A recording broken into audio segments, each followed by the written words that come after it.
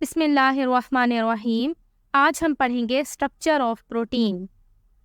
Each protein has specific properties which are determined by the number and the specific sequence of amino acids in a molecule and upon the shape which the molecule assumes as the chain folds into its final. Amino acid की properties इन सारी चीज़ों पे depend करती हैं कि उसके अंदर amino acids कितने मौजूद हैं और वो किस सीक्वेंस में अरेंज हैं और उस प्रोटीन मॉलिक्यूल की शेप कैसी है। There are 4 levels of organisation which are described below. Protein के 4 स्ट्रक्चर्स हैं जो लेवल वाइज हैं। सबसे पहला है primary protein. Primary protein linear sequence होती है अमीनो एसिड्स की। अमीनो एसिड्स अरेंज होके एक स्ट्रेट चेन स्ट्रक्चर बना लें, उसको कहते हैं primary structure. The primary structure comprises the number and sequence of amino acids in a protein molecule. Primary structure से 2 बातें पता चलती हैं।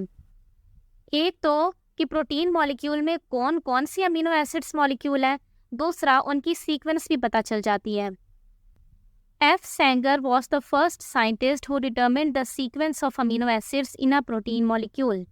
एफ सेंगर ने प्रोटीन के अंदर अमीनो एसिड की सीक्वेंस को स्टडी किया था और इसके 10 साल का जो केयरफुल वर्क था उससे हमें कुछ बातें पता चली। इंसुलिन एक प्रोटीन है। इसके अंदर 2 चेन्स होती हैं अमीनो एसिड्स की। अच्छा, हमारे पास बहुत सारे अमीनो एसिड्स जुड़े हुए हैं, उस चेन को हम कहते हैं पॉलीपेप्टाइड चेन।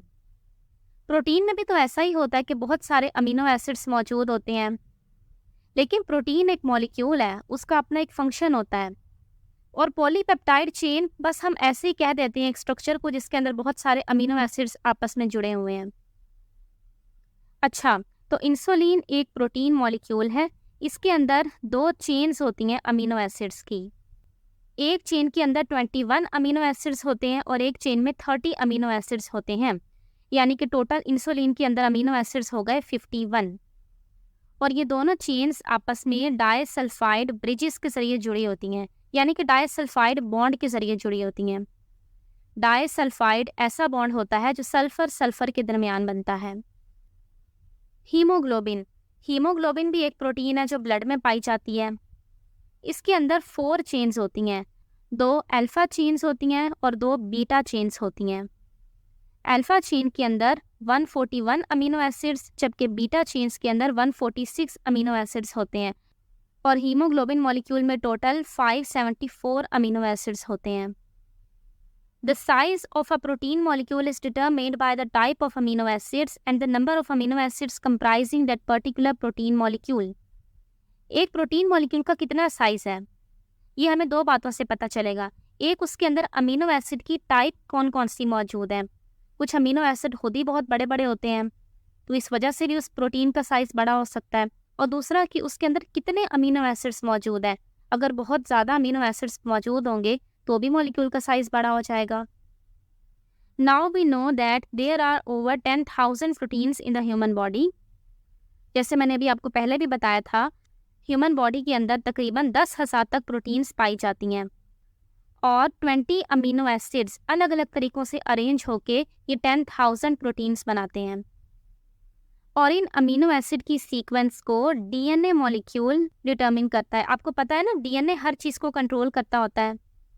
तो एक प्रोटीन के अंदर कौन सा अमीनो एसिड कहाँ आना चाहिए ये बात भी हमें डीएनए से पता चलती है। हर प्रोटीन के अंदर अमीनो एसिड्स की एक ख़ास सीक्वेंस होती है। एक अमीनो एसिड भी अगर मिसप्लेस हो गया है तो वो प्रोटीन अपना फंक्शन नहीं परफॉर्म कर पाएगी। इसकी एग्जांपल भी इंग्लिश के जो वर्ड्स हैं उससे ही ले लें। जैसे मेरे पास एक वर्ड है कैट, CAT। अगर इसमें मैं C की जगह लगा दूँ D तो ये बन गया डैट।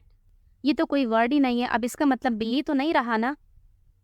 बिल्कुल वैसे ही प्रोटीन के अंदर भी अगर एक अमीनो एसिड मिसप्लेस हो गया है तो वो प्रोटीन चेंज हो जाता है, वो कुछ और बन जाता है और अपना फंक्शन परफॉर्म नहीं कर पाता। अब यहाँ पे एक एग्जांपल लिखी हुई है कि अगर कोई अमीनो एसिड मिसप्लेस हो गया है तो उसकी वजह से प्रोटीन अपना काम नहीं कर पाएगा। एक डिजीज़ होती है सिकल सेल हीमोग्लोबिन। इस डिजीज़ में हीमोग्लोबिन के अंदर जो बीटा चेन्स होती हैं उसके अंदर से सिर्फ एक अमीनो एसिड मिसप्लेस हो जाता है और उसकी वजह से हीमोग्लोबिन का मॉलिक्यूल ऑक्सीजन कैरी नहीं कर पाता ठीक से और पेशेंट की इस डिजीज़ की वजह से डेथ भी हो जाती है, सिर्फ एक अमीनो एसिड के मिसप्लेस होने की वजह से। अगला स्ट्रक्चर है सेकेंडरी स्ट्रक्चर। सेकेंडरी स्ट्रक्चर के अंदर जो अमीनो एसिड की स्ट्रेट चेन्स होती हैं वो दो तरह के स्ट्रक्चर्स बनाती हैं, या तो वो कॉइल हो जाएंगी इस तरह से, इस स्ट्रक्चर को कहते हैं हेलिक्स, या फिर वो फोल्ड बैक होके बीटा प्लीटेड शीट बना लेंगी। एक बहुत कॉमन सेकेंडरी स्ट्रक्चर है अल्फा हेलिक्स। अल्फा हेलिक्स के अंदर अमीनो एसिड की चेन इस तरह से कॉइल्ड होती है और हर टर्न में 3.6 अमीनो एसिड्स मौजूद होते हैं। 3.6 का मतलब है 3 अमीनो एसिड्स और चौथा अमीनो एसिड तकरीबन आधा मौजूद होता है हर टर्न में। और इस हेलिक्स के अंदर हाइड्रोजन बॉन्ड मौजूद होता है अमीनो एसिड्स के दरमियान। उन हाइड्रोजन बॉन्ड्स की वजह से ही ये हेलिक्स वाली शेप मेंटेन रहती है। और ये वाला स्ट्रक्चर जो पॉलीपेप्टाइड चेन की बैक फोल्डिंग से बना होता है इसको कहते हैं बीटा प्लीटेड शीट। अगला स्ट्रक्चर है टर्शरी स्ट्रक्चर। टर्शरी स्ट्रक्चर के अंदर पॉलीपेप्टाइड चेन बेंड, फोल्ड और ट्विस्ट होके एक 3 डायमेंशनल स्ट्रक्चर बनाती है। वो स्ट्रक्चर कुछ इस तरह का होता है। देखें, इस स्ट्रक्चर को देखें, इसके अंदर चेन्स कॉइल्ड भी हैं और उसके अलावा बेंड, फोल्ड और ट्विस्ट भी हुई पड़ी हैं। और टर्शरी स्ट्रक्चर 3 डायमेंशनल होता है। 3 डायमेंशनल कोई चीज़ हो आपको उसका पता है ना, जैसे कॉपी पे मैंने ये सर्कल बनाया, ये 2 डायमेंशनल है, लेकिन अगर मेरे हाथों में एक बॉल है, ये 3 डायमेंशनल बॉल है। तो ऐसे स्ट्रक्चर्स जिनके अंदर आपको फील हो कि इसके अंदर कोई जगह भी मौजूद है जो फ्लैट ना हो, उनको हम कहते हैं 3 dimensional. Usually a polypeptide chain bends and folds upon itself forming a globular shape. इस शेप को हम ग्लोब्यूलर भी कह रहे हैं क्योंकि दिखने में ये थोड़ी ग्लोब जैसी होती है। This is the proteins tertiary conformation. Conformation मतलब structure. It is maintained by 3 types of bonds, namely ionic, hydrogen and disulfide. Tertiary structure के अंदर अमीनो एसिड्स के दरमियान आयोनिक बॉन्ड, हाइड्रोजन बॉन्ड और डाइसल्फाइड बॉन्ड्स मौजूद होते हैं। उसी की वजह से ही ये स्ट्रक्चर मेंटेन रहता है। अगर बॉन्ड्स ब्रेक हो जाएंगे तो ये स्ट्रक्चर भी खुल जाएगा। For example, in aqueous environment, the most stable tertiary conformation is that in which hydrophobic amino acids are buried inside, while the hydrophilic amino acids are on the surface of the molecule. अगर environment aqueous है तो उसके अंदर ऐसा tertiary structure ही stable होता है जिसमें hydrophilic amino acids बाहर बाहर हों और हाइड्रोफोबिक अमीनो एसिड्स अंदर की तरफ हों। Quaternary structure. क्वाटर्नरी स्ट्रक्चर के अंदर टर्शरी स्ट्रक्चर्स आपस में एग्रीगेट हो जाते हैं, यानी कि कंबाइन हो जाते हैं। जैसे कि ये देखें, हीमोग्लोबिन का मॉलिक्यूल, इसके अंदर 4 टर्शरी स्ट्रक्चर्स मौजूद हैं और इस पूरे हीमोग्लोबिन के मॉलिक्यूल का स्ट्रक्चर है क्वाटर्नरी। इसके अंदर भी हाइड्रोजन बॉन्ड, आयोनिक बॉन्ड और हाइड्रोफोबिक इंटरेक्शंस मौजूद होती हैं। अगला टॉपिक है क्लासिफिकेशन ऑफ प्रोटीन्स। पहले हमने प्रोटीन के स्ट्रक्चर्स देखे हैं, अब हम प्रोटीन की टाइप्स देखेंगे। प्रोटीन के स्ट्रक्चर की कॉम्प्लेक्सिटी की वजह से और उनके बहुत सारे मुख्तलिफ फंक्शंस की वजह से वो कह रहे हैं सारे प्रोटीन्स को वेल डिफाइंड फैशन में लिखना तो मुश्किल है, इसलिए सिर्फ स्ट्रक्चर की बेस पे उन्होंने 2 क्लासिफिकेशंस हमें बताई हैं, फाइब्रस प्रोटीन और ग्लोब्यूलर प्रोटीन। तो एक तरह से अगर देखा जाए तो सेकेंडरी स्ट्रक्चर्स जिन प्रोटीन का होता है उनको हम कहते हैं फाइब्रस प्रोटीन, और जिनके अंदर टर्शरी स्ट्रक्चर मौजूद होगा उनको कहते हैं ग्लोबुलर प्रोटीन्स।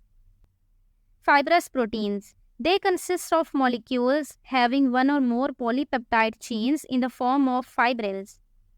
फाइब्रस प्रोटीन के अंदर एक या उससे ज़्यादा पॉलीपेप्टाइड चेन्स होती हैं और वो फाइब्रिल्स यानी धागों की शक्ल में होती हैं। Secondary structure is most important in them. Fibrous protein का स्ट्रक्चर आमतौर पे सेकेंडरी स्ट्रक्चर होता है। सेकेंडरी स्ट्रक्चर यानी कि पॉलीपेप्टाइड चेन्स कॉइल्ड होंगी। They are insoluble in aqueous media, aqueous media में ये इनसॉल्यूबल होती हैं। They are non crystalline, non crystalline यानी इनकी कोई ख़ास शेप नहीं होती। And are elastic in nature, elastic यानी कि अगर हम इनको स्ट्रेच करें तो ये दोबारा से अपनी पोजीशन में आ जाएंगी। They perform structural roles in cells and organisms, इनका स्ट्रक्चरल रोल होता है यानी ये स्ट्रक्चर्स को बनाती हैं। एग्जाम्पल्स जैसे कि सिल्क फाइबर, सिल्क फाइबर एक ऐसी प्रोटीन है जो सिल्क वॉर्म से हासिल होती है। सिल्क वॉर्म कीड़ा होता है, रेशम का कीड़ा। एंड स्पाइडर्स वेब, और मकड़ी के जाले में भी ये प्रोटीन मौजूद होती है। Myosin, myosin protein muscle cells में होती है। फाइब्रिन, फाइब्रिन प्रोटीन का काम होता है कि किसी इंजरी की सूरत में ये ब्लड को उस एरिया पे क्लॉट कर देती है। फाइब्रिन प्रोटीन का काम होता है ब्लड क्लॉटिंग, अगर कहीं चोट लग जाए तो थोड़ी देर के बाद खून निकलना बंद हो जाता है और खून वहाँ पे जम जाता है, तो उस वक्त ये फाइब्रिन प्रोटीन ही फाइबर्स का एक नेटवर्क बना लेती है ताकि ब्लड लॉस ना हो। केराटिन प्रोटीन जो नेल्स और हेयर में पाई जाती है, ये सारी एग्जांपल्स हैं फाइबरस प्रोटीन की। इस पिक्चर में देखें, पेज नंबर 28 पे केराटिन प्रोटीन बनी हुई है। इसके अंदर देखें सेकेंडरी स्ट्रक्चर ही मौजूद है, straight chains, coiled and. Globular proteins, these are spherical or ellipsoidal due to multiple foldings of polypeptide chains। Globular protein की शेप या तो स्फेरिकल होगी या फिर इलिप्सॉइडल यानी कि ओवल होगी, और इनके अंदर टर्शरी स्ट्रक्चर कॉमन होता है। और ऐसा एक्वस मीडिया यानी वाटर, उसके अंदर सॉल्ट मौजूद हो या कोई एसिड बेस या अल्कोहल मौजूद हो तो उसके अंदर ग्लोबुलर प्रोटीन्स सॉल्यूबल होती हैं। दे कैन बी क्रिस्टलाइज्ड, ये क्रिस्टलाइन हो सकती हैं। They disorganize with changes in the physical and physiological environment, जैसे कि टेम्परेचर या पीएच वगैरह चेंज होने की वजह से ग्लोबुलर प्रोटीन डिसऑर्गेनाइज भी हो जाती हैं, यानी इनके बॉन्ड्स ब्रेक हो सकते हैं और ये ख़राब हो सकती हैं। ग्लोबुलर प्रोटीन की एग्जांपल्स हैं एंजाइम्स, एंटीबॉडीज़, हार्मोन्स और हीमोग्लोबिन। अस्सलामु अलैकुम।